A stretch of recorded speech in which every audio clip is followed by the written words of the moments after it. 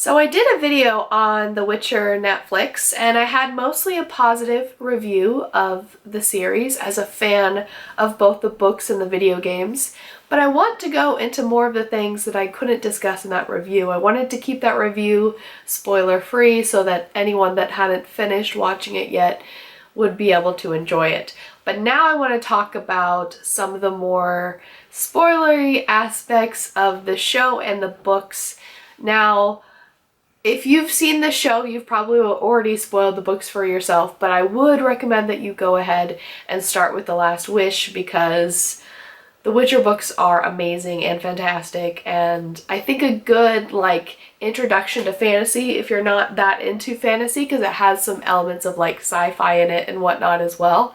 So yeah, I'm going to talk about some of the spoiler aspects of The Last Wish and The Blood of the Elves, so if you don't want me to do that, then maybe skip this video.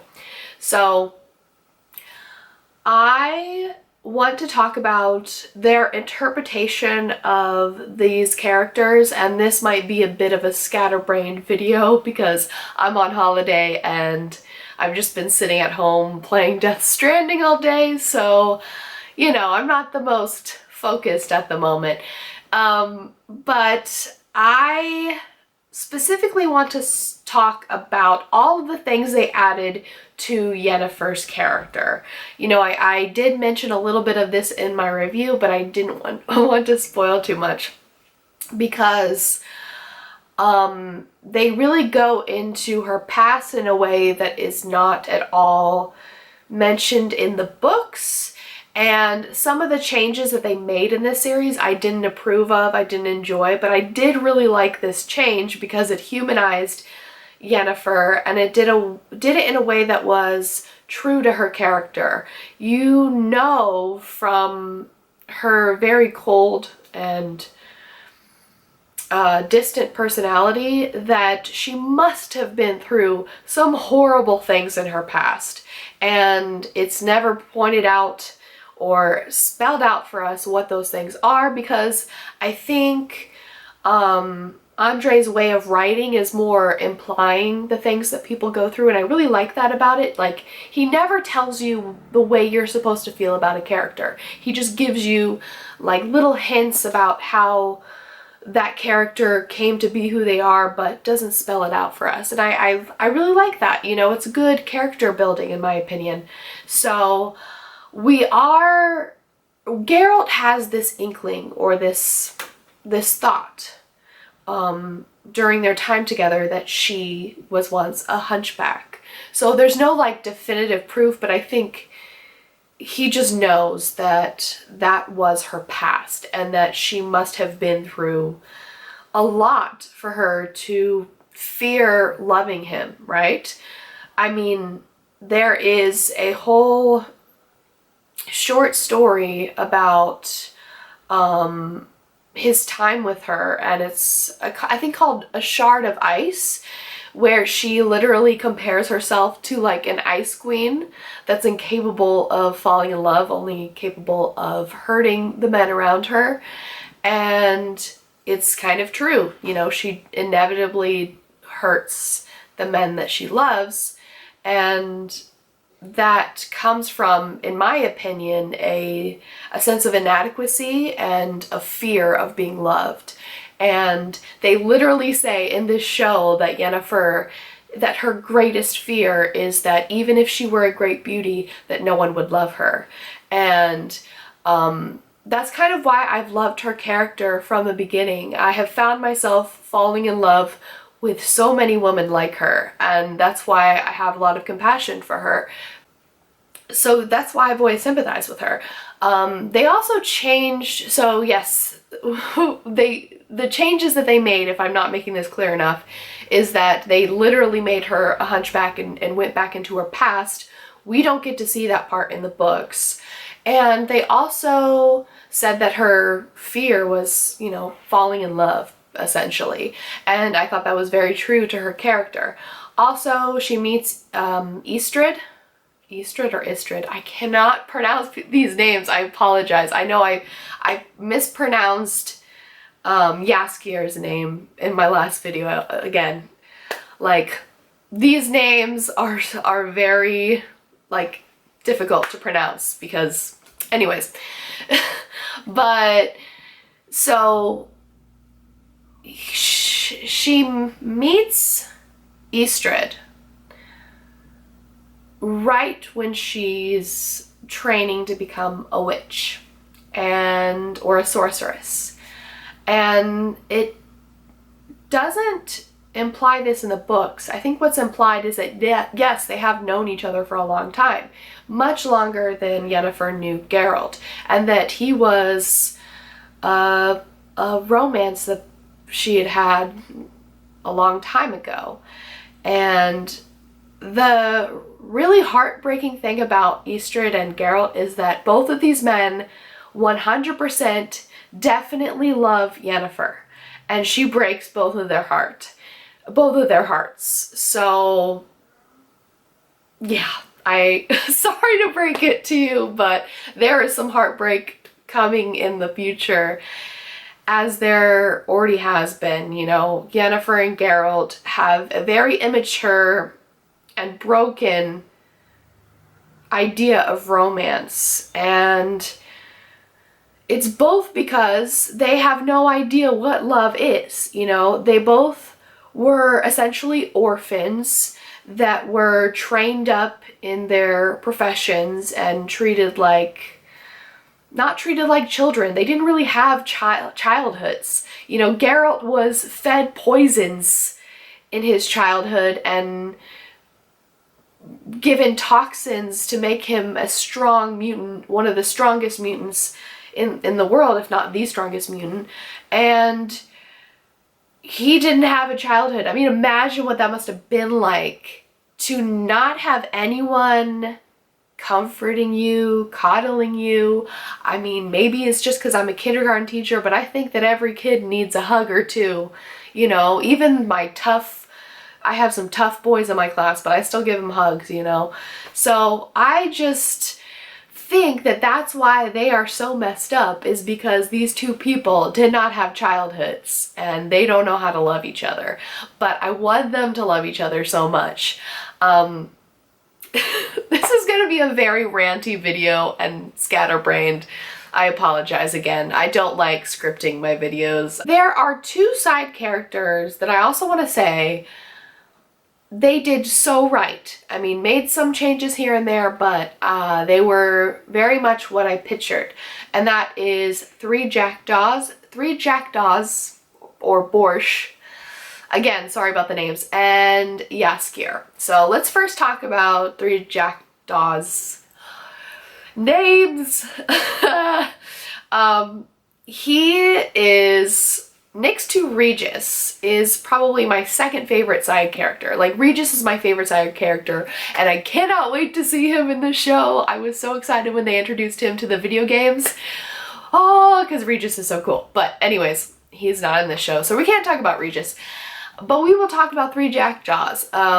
So there is this interesting twist where we, of course, first meet three jackdaws, and he discusses with Geralt the morality of killing dragons and the different types of dragons, and Geralt will not defy his code. He's kind of like the Batman of this world, if you will. The Batman of Polish folklore, if you will. He has a strong code, and he will not go against that code. And what part of that code is that he will not kill animals that are sentient, you know? That aren't, he only kills monsters. And dragons are these rare, beautiful creatures that will not bother anyone as long as you don't bother them, right? And the problem is that there are people like, I cannot pronounce his name or think of his name, but I'm gonna put it right here. There's people like this asshole that believe that slaying dragons is a quest to please the gods, to please God, because he is a parody of medieval folklore about the hero, the Christ-like hero that saves damsels from towers.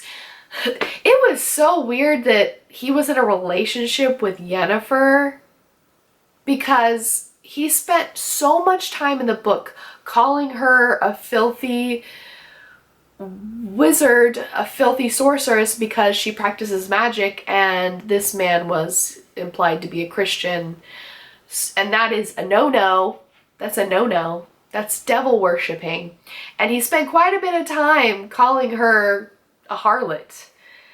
And he would not be in a relationship with Yennefer. So that was a bit strange that they decided to do that in the show. Didn't like that, but they wanted to kill him off quickly. And I did appreciate that we got to see a very humorous death with him. That being said, there were some castings that made absolutely no sense.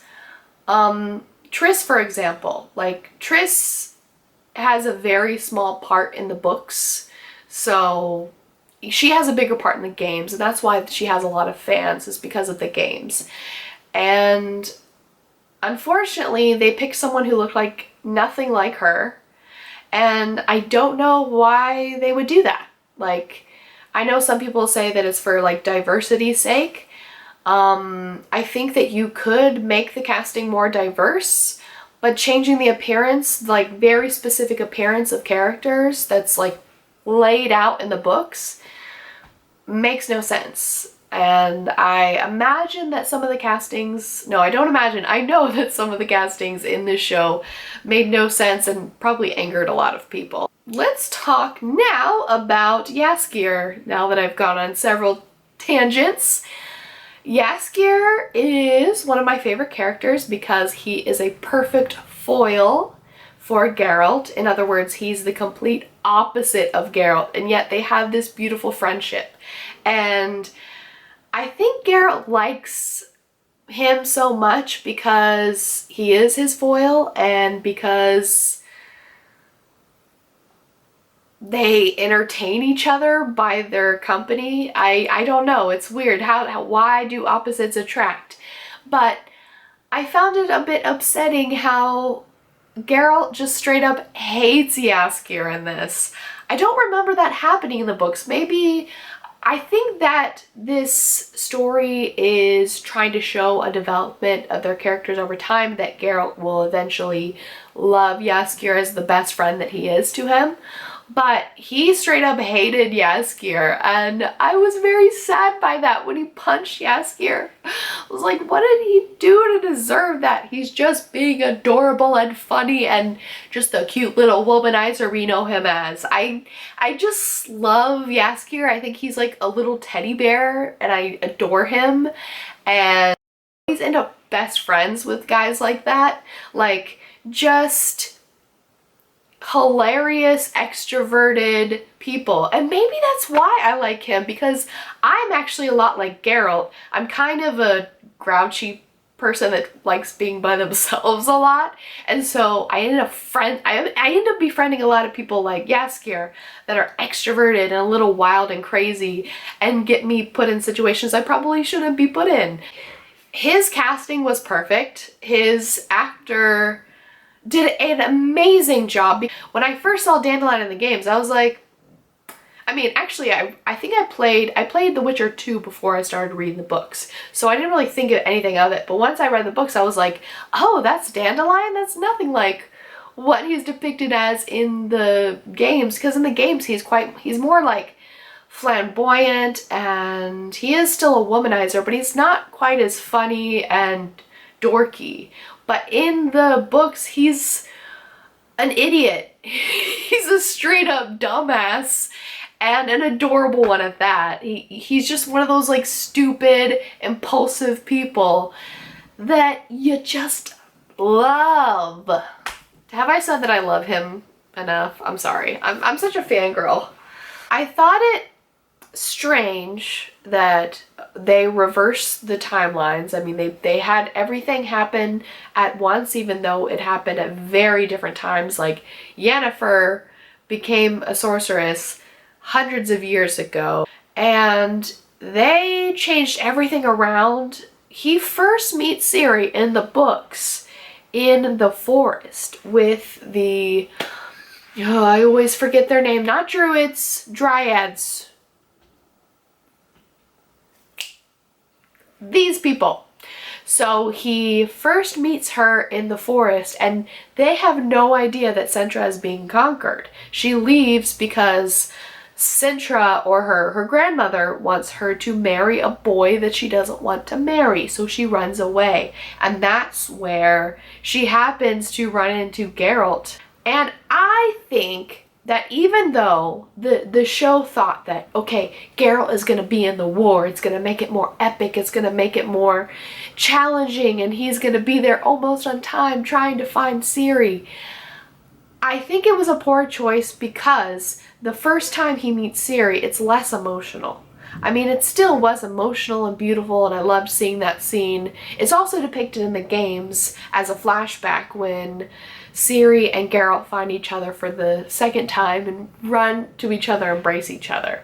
And they did embrace each other in this, but it was less powerful because this was not the second time he met her. This was the first time he met her. He saved her from the dryads, and well, technically, because they tried to make her one of them, but the water didn't work on her because of her powers, because of her abilities and her blood. And so she left with Geralt. You see this bond between Geralt and Ciri form because of the time that they're spending together. And Ciri falls in love with Geralt as this caretaker, and you see his fatherly side for Ciri begin to grow, and something that a Witcher shouldn't be so good at, especially someone who hasn't had a childhood. He's pretty good with kids, right? And that's what makes their meeting the second time more powerful. But in this show, they meet for the very first time at that stranger's house. And I like that they did kind of give them a sense of, okay, we know what's happening. We know we're destined to be together, and we're going to meet each other. And because they knew of that destiny, because Ciri had more of a sense of that destiny than she had in the books, it was still powerful, but it would have been more powerful if they hadn't made that change and had Geralt met Ciri earlier.